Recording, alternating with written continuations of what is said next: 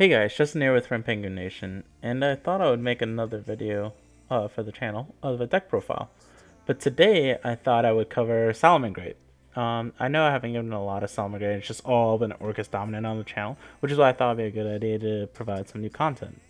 So, for this video I'll just show you my generic Salamangreat deck profile that I would use if I was to go to any event or so, like an upcoming future, because I might consider like switching it up. Kind of sick of Orcus, just been playing it the entire format, even though I think it's the best deck. I still think Salamangreat's a top contender, especially because of all the hand traps it can play. So it has like a pretty good stabilization factor for it.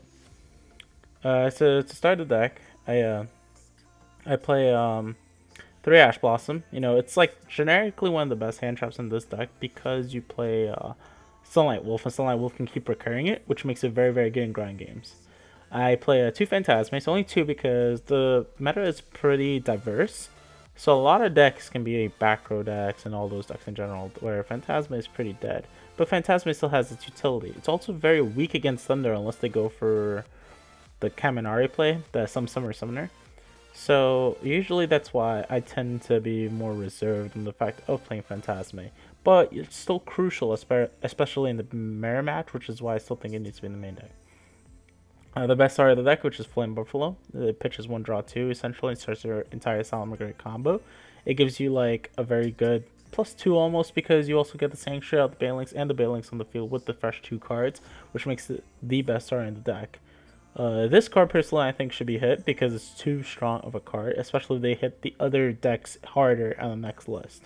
So this is what I personally would hit to hinder Salamangreat just a little bit on its consistency end. One lay debug. I see a lot of people are cutting debug and they don't like it because it's weak to hand traps. But if you think about it, the other cards in the deck, I'm not cutting any consistency cards for debug. Debug on its own is the entire combo, which is why I still think it's needed to play debug. In a grind game situation, she can also be a very good top deck to get you any piece that you need because it can grab any Cybers that's level 3 or lower. So it can also grab another Flame Buffalo for the next turn if we have a handful of pieces. Or we can even grab Archiver. And then I play 3 Nibiru. I think it's very crucial to play Nibiru because of the mirror match. So you want something that can dominate the mirror very heavily or other combo decks. With Thunders being up on the rise, I still think it's correct to main deck Nibiru now in the current format because of Herman Hansen's list. So playing a card like this is sure is powerful, which is why I think it's very much needed.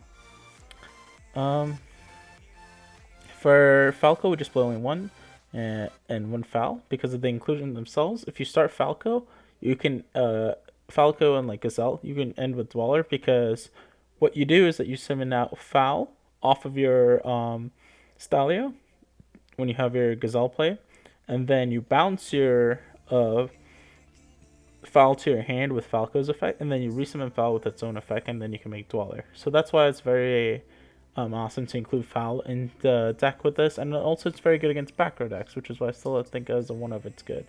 If the 4 was more Salamangreat like heavy, I would play more than 1 copy of this card because you can also special summon it when your opponent summons Salamangreat monsters as well. So when they summon their second wolf, you can summon it on their turn and get a free summon on their turn just for free, which is why it's truly good to play. But the format's not that Salamangreat dependent, that's why I don't think it's necessary to play more than 1 copy of it. 3 Foxy, another great starter of the deck. So usually I like Foxy a lot because of its generic removal of floodgates. It clears like a lot of issues, and it's the whole reason, as you can see in my list, I don't play Cosmic Cyclone in the main deck or Twin Twisters or any other form back removal because we have Rage and Foxy as good spot removal cards.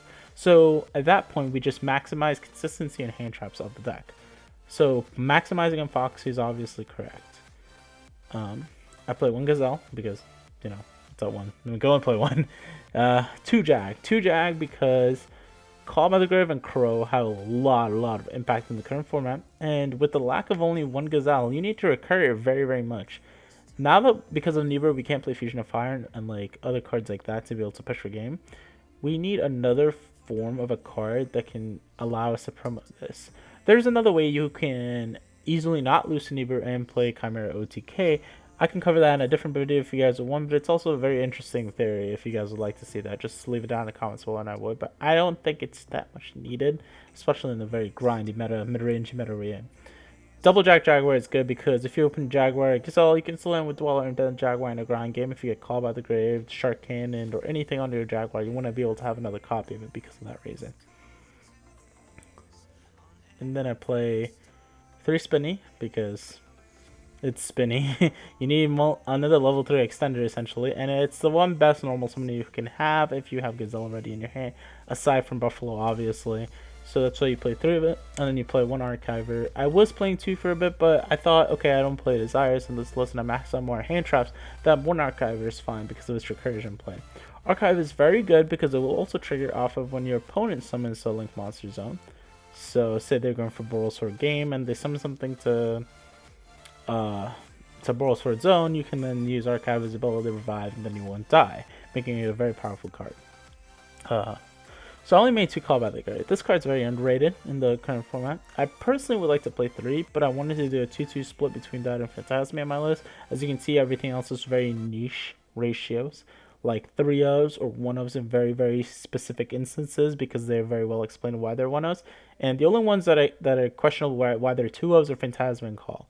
Since I want an equal ratio of them, I cited the 3 copies of each of those cards based on the situations and the matchups, and that way you can tailor your deck to the specific matchups. Call by the Grave, it's a protection utility card because a lot of the time, since you're lacking Circle and Gazelle in the deck, you want to make sure that your Signet Mining resolves, your Circle resolves, your Mirage Stally resolves, and you want to make sure those cards can go through so you can actually form a play. So, and not only that, if they don't interrupt you, this card is probably very good generic removal against almost every deck in the meta.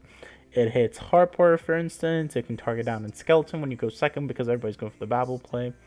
It hits in the Mirror too.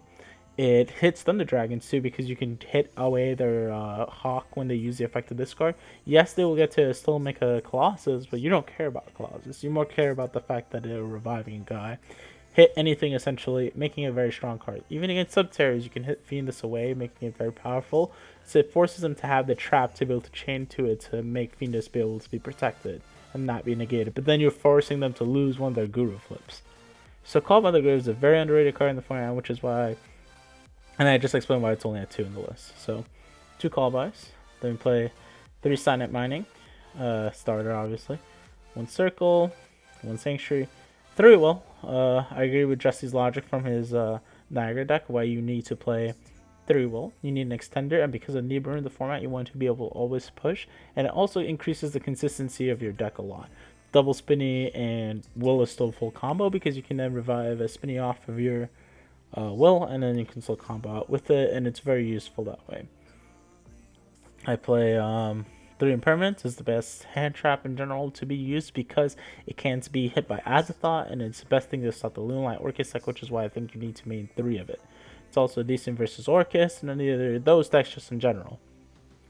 Then I play 2 Rage because Rage is very strong, and I think it's stronger than Roar, which is why I want to play 2, because it border wipes all the rogue decks, and it's what makes Salamangreat such a powerful deck versus those decks. And then the 1 Roar, because if you're good at utility, you can recur it when you need to, and then reset it when you go for the Heat Leo play.